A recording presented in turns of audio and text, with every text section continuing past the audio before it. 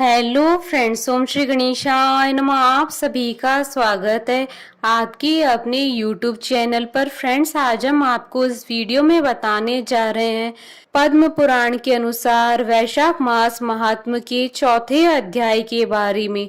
Friends, video शुरू करने से पहले आपसे रिक्वेस्ट है, अगर आप हमारे चैनल पर नए हैं और आपने अभी तक हमारे चैनल को सब्सक्राइब नहीं किया है तो प्लीज सब्सक्राइब कीजिएगा चैनल को, साथ ही प्रेस कीजिएगा बेल आइकन को, जिससे नए वीडियो से रिलेटेड नोटिफिकेशन आपको तुरंत प्राप्त हो सके।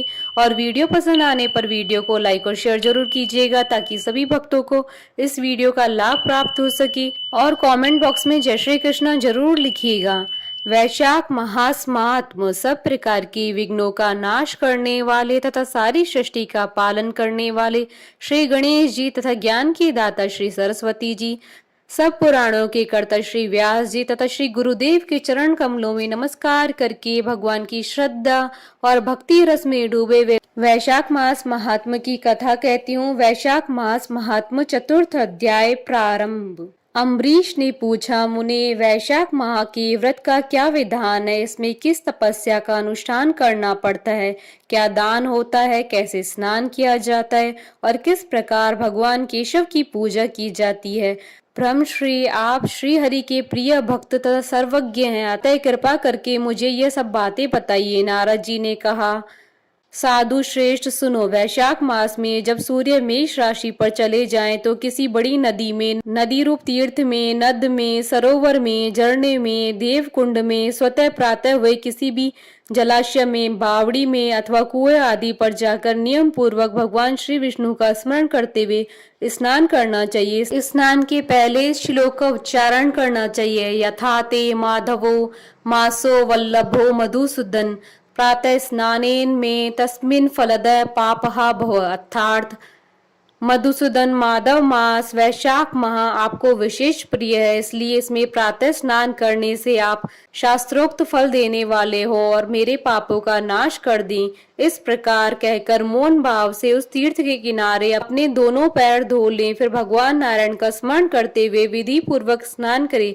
स्नान की विधि इस प्रकार है, विद्वान पुरुष को मूल मंत्र पढ़कर तीर्थ की कल्पना कर लेनी चाहिए। ओम नमो नारायण, यह मंत्र ही मूल मंत्र कहा गया है। पहले हाथ में कुछ लेकर विधि पूर्वक आचमन करें तथा मन और इंद्रियों को संयम में रखते हुए बाहर भीतर से पवित्र रहें। फिर 4 हाथ का चौकोर मंडल बनाकर भगवती श्री गंगा जी का आह्वान करें।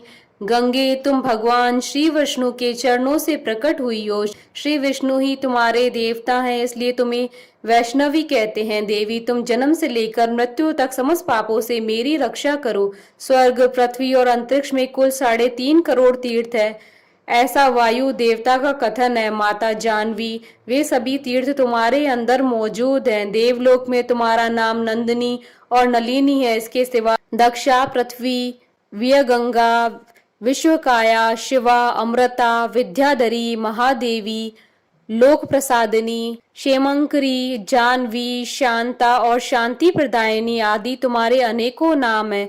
स्नान के समय इन पवित्र नामों का कीर्तन करना चाहिए। इससे त्रिपद गामिनी भगवती गंगा उपस्थित हो जाती है। 7 बार उपयुक्त नामों का जप करके संपुट के आकार में दोनों हाथों को जोड़कर उनमें जल लें और 4, 6 या 7 बार मस्तक पर डालें। इस प्रकार स्नान करके पूर्वत मृत्तिका मिट्टी को भी विधिवत अभिमंत्रित करे और उसे शरीर पर लगाकर नहा ले। मृत्तिका को अभिमंत्रित करते समय कहें, वसुंधरे, तुम्हारे ऊपर अश्व रथ चला करते हैं। भगवान श्री विष्णु ने भी वामन अवतार धारण करके तुम्हें एक पैर से नापा था। मृत्तिके, मैंने जो बुरे कर्म किए हों, मेरे उन पापों को तुम हर लो। देवी, सैकड़ों भुजाओं वाले भगवान श्री विष्णु ने वराह का रूप धारण करके तुम्हें जल से बाहर निकाला था। तुम संपूर्ण लोकों की उत्पत्ति के लिए अरणी के समान हो, अर्थात जैसे अरणी काष्ठ से आग प्रकट होती है, उसी प्रकार तुमसे संपूर्ण लोक उत्पन्न होते हैं। सुव्रती, तुम्हें मेरा नमस्कार है। इस प्रकार स्नान करने के पश्चात विधि पूर्वक आचमन करके जल से बाहर निकले और 2 शुद्ध श्वेत वस्त्र, धोती, चादर धारण करे।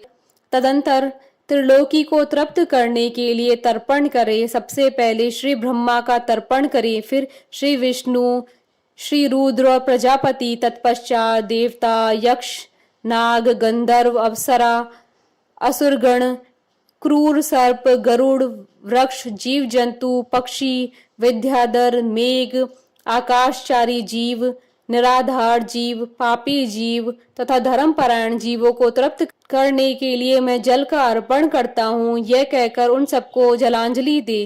देवताओं का तर्पण करते समय यज्ञोपवीत को बाएं कंधे पर डाले रहें। तत्पश्चात गले में माला की भांति कर ले और दिव्य मनुष्यों, ऋषि पुत्रों तथा ऋषियों का भक्ति पूर्वक तर्पण करें। सनक, सनंदन, सनातन और सनत कुमार ये दिव्य मनुष्य हैं। कपिल, आसुरी, बोड़ू तथा पंचशिख ये प्रधान ऋषि पुत्र हैं।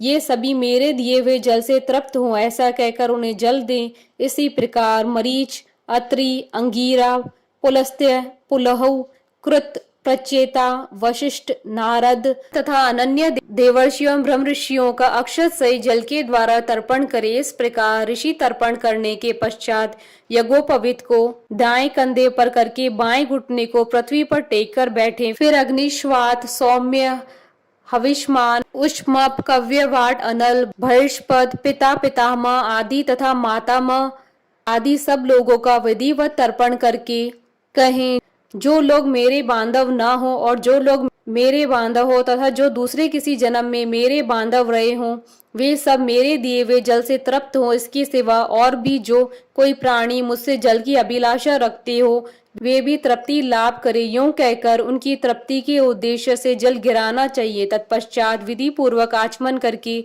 अपने आगे कमल की आकृति बनावे और सूर्य देव के नामों का उच्चारण करते हुए अक्षत, फूल, लाल चंदन और जल के द्वारा उन्हें यत्न पूर्वक अर्घ्य दान करते समय कहें, भगवान सूर्य, आप विश्व रूप और ब्रह्म स्वरूप हो। इन दोनों रूपों में आपको नमस्कार है।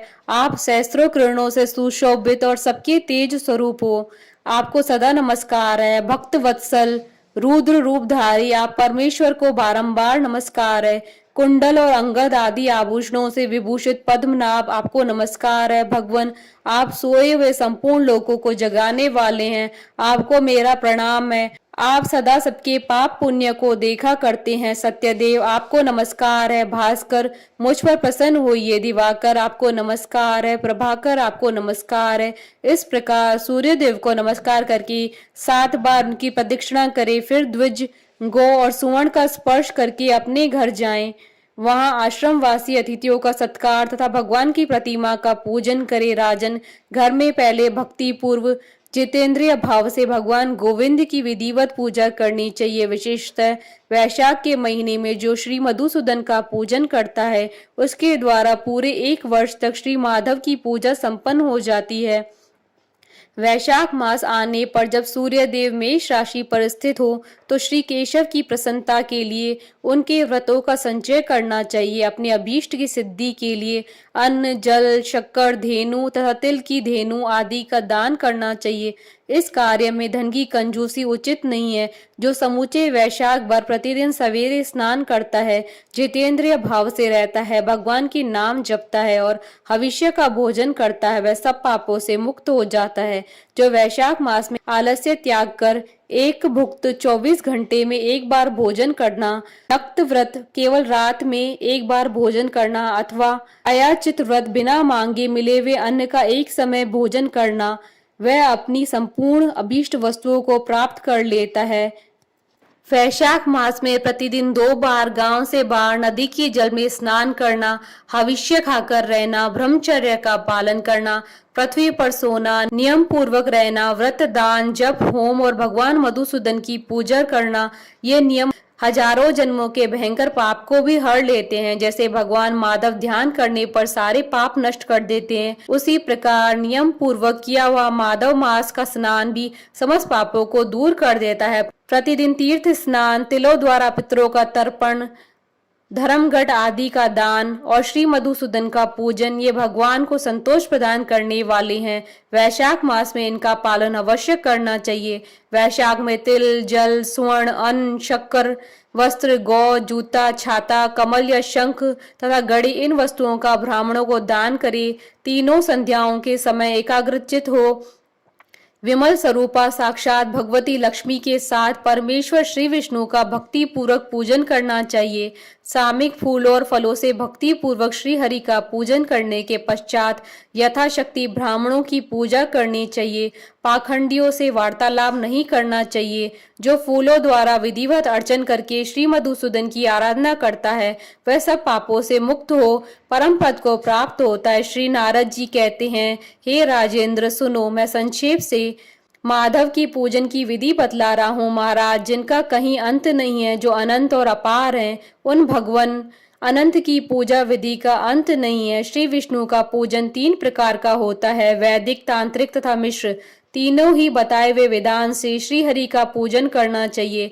वैदिक और मिश्र पूजन की विधि ब्राह्मण आदि तीनों वर्णों के लिए ही बताई गई है, किंतु तांत्रिक पूजन विष्णु भक्त शूद्र के लिए भी विहित है। साधक पुरुष को उचित है कि शास्त्रोक्त विधि का ज्ञान प्राप्त करके एकाग्रचित हो ब्रह्मचर्य का पालन करते हुए श्री विष्णु का विधिवत पूजन करे। भगवान की प्रतिमा 8 प्रकार की मानी गई है, शिलामयी, धातुमयी, लोहे की बनी हुई, लीपने योग्य मिट्टी की बनी हुई, चित्रमयी, बालू की बनाई हुई, मनोमयी तथा मणिमयी। इन प्रतिमाओं की प्रतिष्ठा 2 प्रकार की होती है, एक चल प्रतिष्ठा, दूसरी अचल प्रतिष्ठा।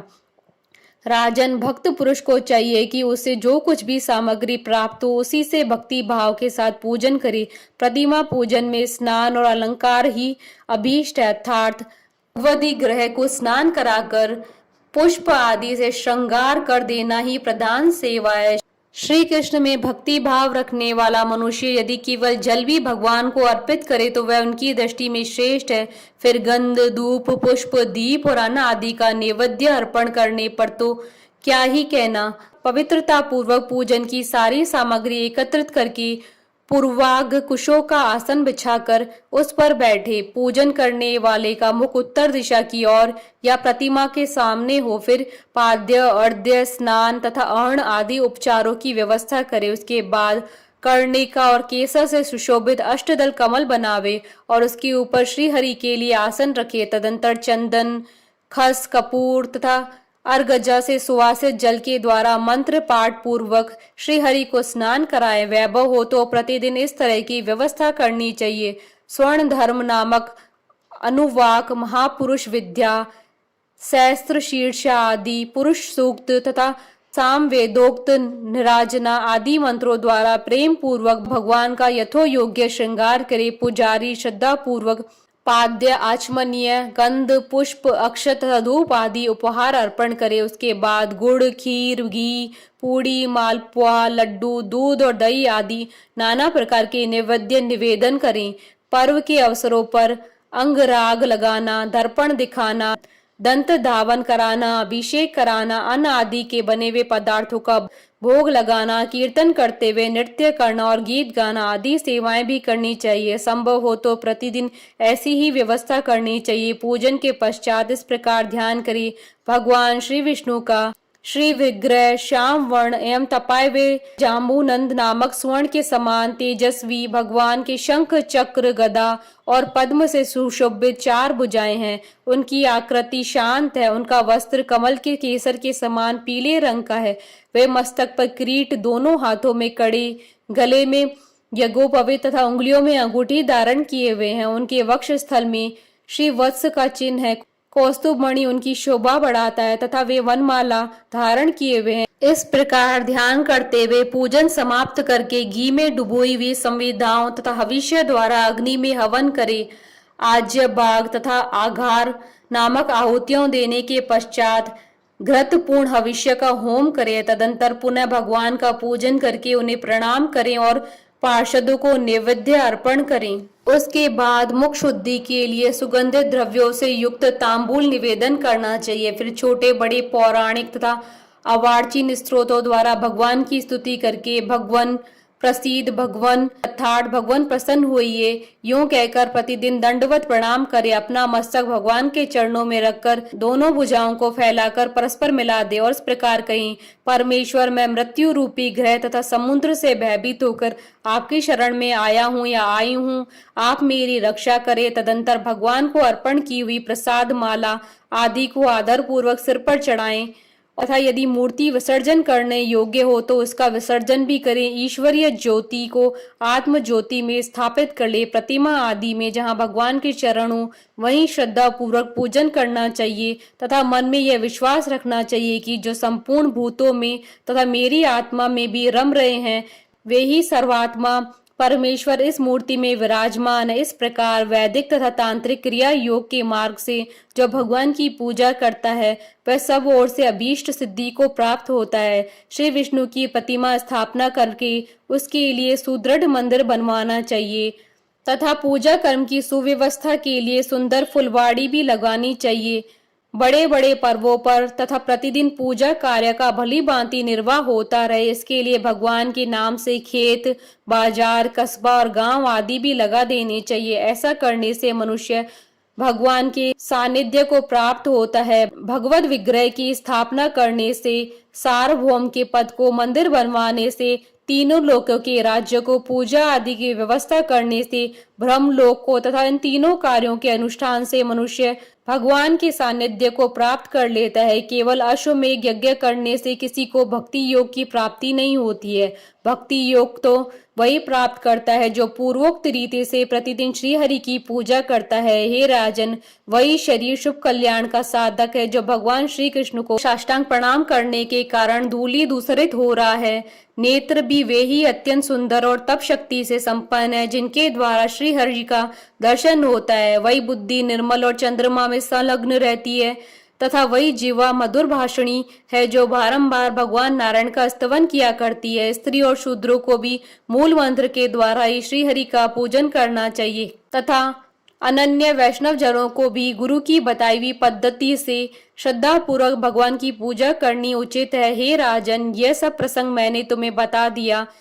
श्री माधव का पूजन परम पावन है। विशेषतः वैशाख मास में तुम इस प्रकार पूजन अवश्य करो। सूत जी कहते हैं, महर्षि गण इस प्रकार पत्नी सहित मंत्र वेता महाराज अम्बरीश को उपदेश दे उनसे पूजे तो विदा लेकर देवर्षि नारद जी वैशाख मास में गंगा स्नान के लिए चले गए। लोक में जिनका पावन सुयश फैला हुआ था उन राजा अम्बरीश ने भी मुनि की बताई हुई वैशाख मास की विधि का पुण्य बुद्धि से पत्नी सहित पालन किया। इति श्री पद्म पुराण अंतर्गत वैशाख मास महात्म का चौथा अध्याय संपन्न हुआ। बोलिए भगवान विष्णु की जय, सनातन धर्म की जय। हमारे साथ इस वीडियो में अंत तक बने रहने के लिए आपका धन्यवाद। ओम श्री गणेशाय नमः। जय श्री कृष्णा।